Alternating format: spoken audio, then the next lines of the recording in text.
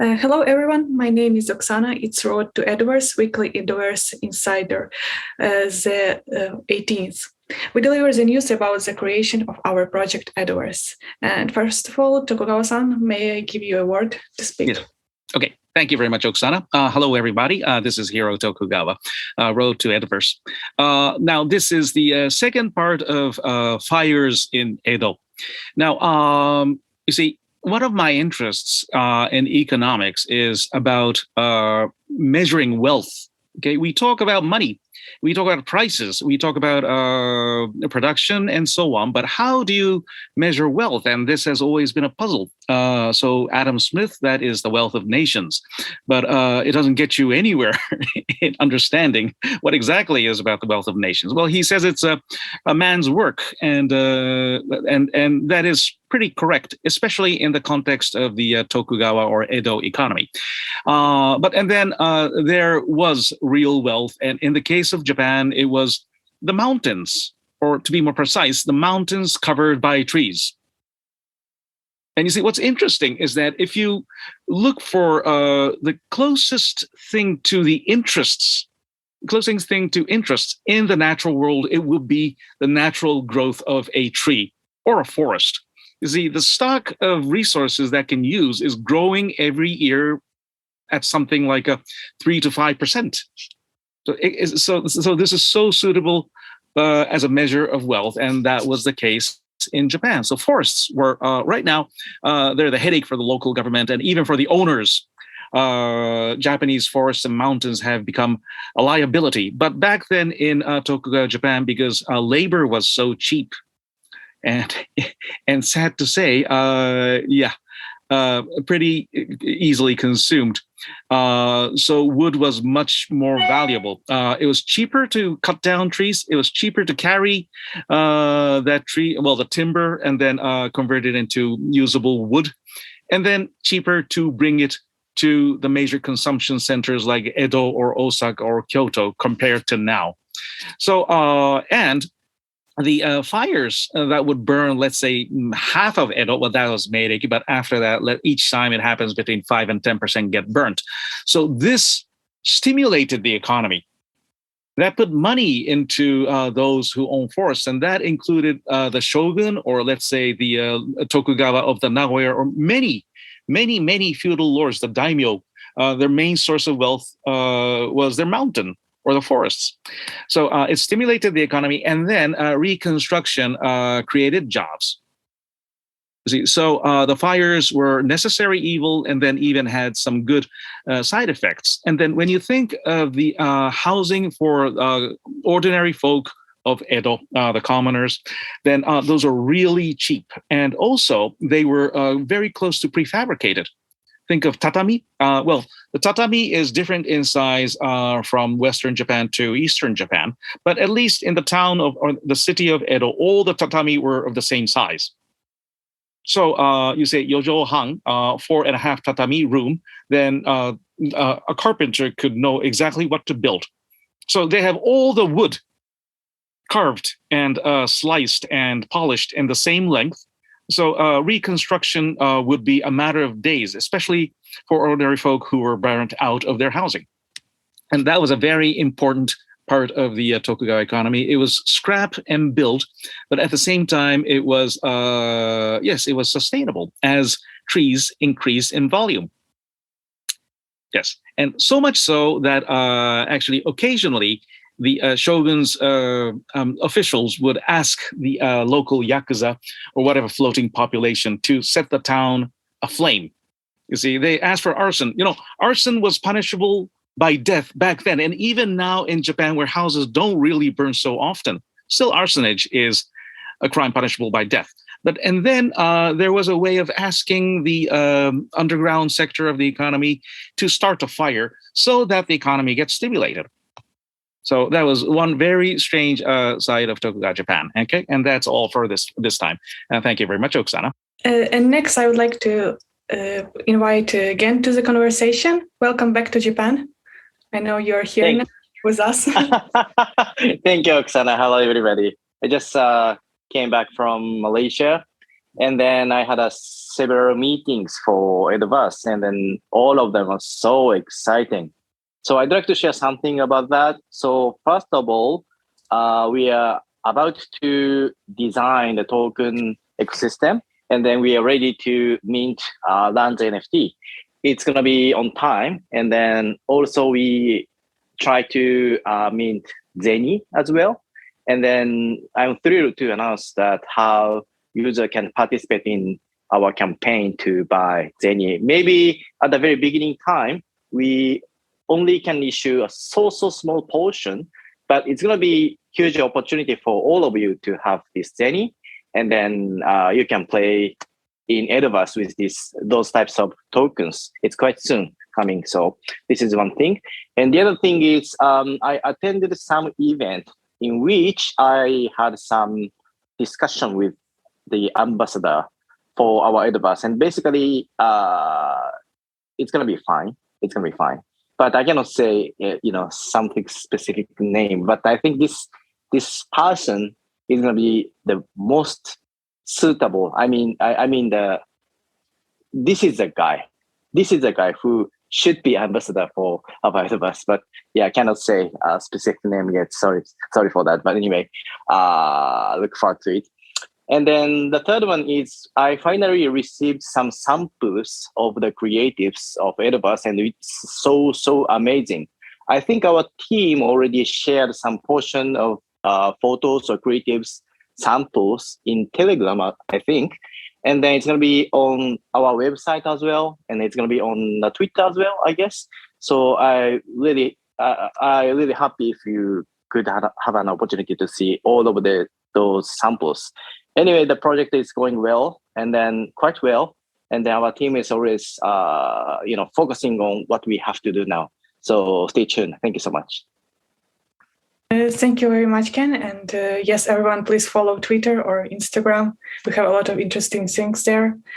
And then, Mitsushi, would you like to provide us some updates? Okay, thank you very much. I'd like to share updates. It's not update from me, but the creative samples of Edoverse were shared in our team Telegram, and the visual quality is very high. I mean, it's very amazing that there are a lot of Metaverse services right now, but I don't think any other Metaverse service has this quality of worldview and concept. And me and my partner are always conducting research on Metaverse projects and NFT and gamify related projects, but we have never seen this high level quality of creatives world of Metaverse services. Therefore, even without carrying out tricky strategies, we can gain sufficient attention and traction to this projects. I think this is really wonderful update. So I think the creative samples of Edoverse will soon be shared in Twitter, Discord, and other social media accounts, and I think we will be able to reach out to even wider range of audience. So the reason why a lot of crypto projects have to resort to tricky marketing strategies is because they are not necessarily proud of the creativity or creative quality of their service. But for this project, creative quality should be our main strength. That's what I felt when I looked at the samples of visuals, and especially the details of castles in Edo are realistically constructed and realized in a cyber world. I think a lot of people, including foreigners, will sort of experience authentic Edo concept and world. I think that's, philosophically speaking, I think that's the point of Metaverse. You can sort of experience as if you were in the real world by taking advantage of graphic and 3D CG technologies. It's really culturally meaningful that a lot of people experience actual Edo world just by accessing the computer. So I think this is not just for crypto investors-oriented projects, but also for meaningful cultural projects.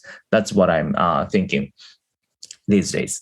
And moreover, after the online event that we had several weeks ago, rainy season, monthly Edoverse rainy season bootcamp, I think a lot of people started to refer to Edoverse projects in Twitter, in Japanese mainly. So I think we are successfully increasing our presence every day. So I think our next milestone will be the sales of London FT in July 7th. But even after that, I think we can sort of successfully reach or accomplish milestones one by one. And at the point at which we launch actual projects, I think already sort of solid fan base will be constructed and created. Yeah, so I have a lot of great expectations for these projects right now. There is not much updates other than that, but I'm so happy that I'm part of this project. Thank you very much. That's all from me today. Thank you very much, Mitsushi. And also, Dominique, could you please inform us generally about the project? Okay.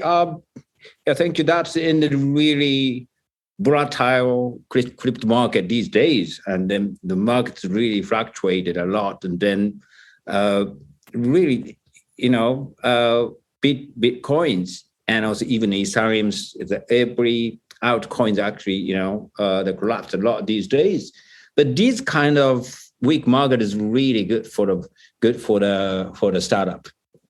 I think this situation is a really great chance for the Edoverse. We can just start from the really some kind of very neutral and also very sort of calm points just in the markets, and that is very good actually. And then we're going to be really reading Metaverse, the Metaverse. Just games players just in several years' time. That when the things started to move up. So that's very good actually. That this timing, we can focus on the development, and also we can focus on sort of real quality of the creation. That is very good actually. We can avoid all the sort of speculative behaviors and also mentality, everything that we can just focus on everything just to create very good, high quality Edoverse. That's very good anyway. And then I have to just really apologize one thing about the speed of the podcast and also the YouTubes. It was we just tried to just shorten the time, and then we just speeding up the speaking language speed. But I think it was really hard to catch it.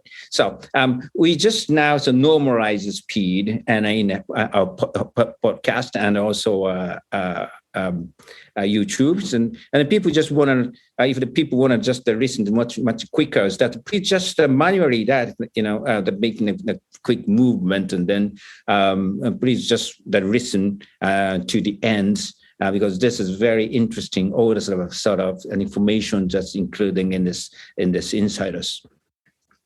And also, as again mentioned, that we just finalized all the sort of system of Zenny fast sell. That is quite ideal sort of strategy that we're taking. Even a very small amount of Zenny that I want, and also our team just wanted everybody just to hold even little portion of Zenny, and that is very good. This is going to be a really memorial. The token, because this is the fast sale of Edoverse, which becomes a really huge amount of ecosystem in the futures. And then land sale, we are now preparing for ROD because this land sale, land NFTs, so the really big events because the number of the NFTs are 9,690 NFTs. People really looking forward, but then we are now a lot of sort of organizing Japanese yen sale and also crypto sale. We have to just prepare for a really complicated procedures. And I won't be really simplified, but if we're just including the Japanese yen sale, it's a little sort of complicated. But we can complete it just by the starting point of the sale from the 7th of July.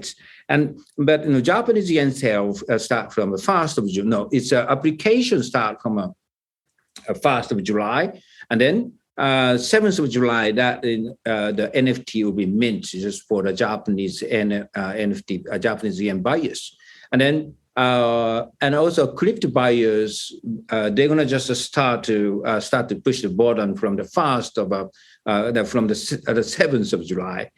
This is that we have to we now divide into two parts of our sale, just for the currency difference.